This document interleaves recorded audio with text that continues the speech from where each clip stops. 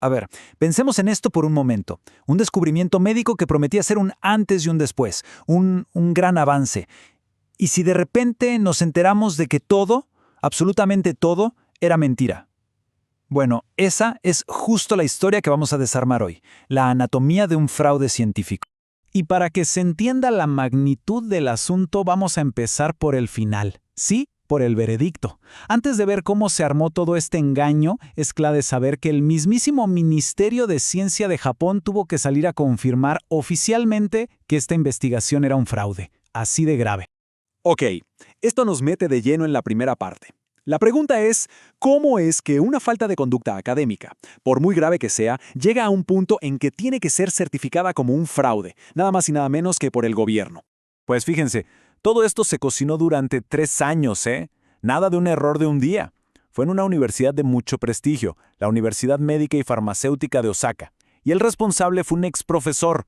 No fue algo aislado para nada. Fue una mala práctica constante, sostenida, que al final pues tuvo que intervenir el Ministerio de Ciencia, el MEX, para ponerle el sello de fraude. Pero bueno, ¿de qué hablamos cuando hablamos de engaño en este caso? ¿Qué fue lo que hizo esta persona exactamente? Para entenderlo bien tenemos que meternos, ahora sí, en la cocina del fraude, en cómo se fabricaron los datos. Es que, a ver, el fraude científico tiene sus sabores, por así decirlo. No todo es igual. Y en este caso se usaron 2 tácticas. Por un lado, la fabricación, que es como suena, inventar datos de cero. Literalmente. Imagínense crear pacientes que jamás existieron. Y por otro lado, la falsificación, que es un poco más sutil. Agarras datos que sí son reales y los retuerces, los manipulas hasta que digan lo que quieres oír. Y aquí el engaño fue completo. No es que se haya maquillado una cosita por aquí y otra por allá. No. Se crearon registros de pacientes de la nada. Se cambiaron datos clínicos reales, se manipularon los análisis estadísticos, todo, absolutamente todo, con un solo objetivo: lograr publicar resultados que eran una mentira en revistas científicas importantes. Claro, la pregunta del millón es, ¿y cómo se cae un castillo de naipes tan elaborado? ¿Cómo se descubre algo así dentro de una institución académica? Bueno, no fue de un día para otro. El camino para desenmascarar esta mentira fue todo un proceso. Como decíamos, esto no se cayó de golpe. La primera piedrita la pusieron los propios colegas y el comité de ética de la universidad, que empezaron a ver cosas raras. Eso activó una investigación interna. De ahí, el asunto escaló. Y escaló hasta que el propio ministerio tuvo que meterse y confirmar el fraude. El resultado, sanciones para el responsable y, claro, la retractación formal de todos esos estudios falsos. Y aquí está una de las claves más importantes de toda esta historia. Esto no fue solo el problema de una persona sin ética, no. También fue un fallo del sistema, de la institución, que claramente no tenía los controles o la supervisión para darse cuenta a tiempo. Es como si la cadena de seguridad se hubiera roto en 2 eslabones, el individual y el institucional. Ahora, el problema con un fraude científico es que el daño nunca, pero nunca se queda encerrado en el laboratorio.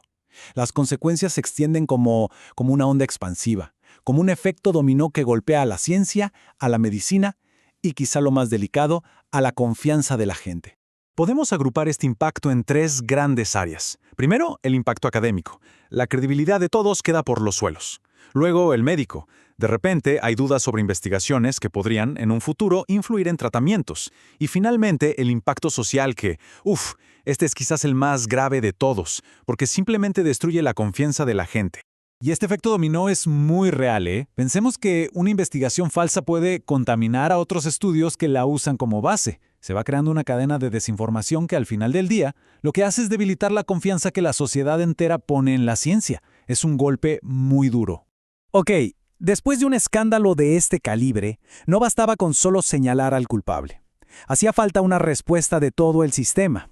Entonces, la pregunta es, ¿qué se hizo para intentar reconstruir la confianza y, sobre todo, para evitar que algo así vuelva a pasar? Y la respuesta fue justo esa. No se trataba solo de castigar a una persona, sino de arreglar el sistema.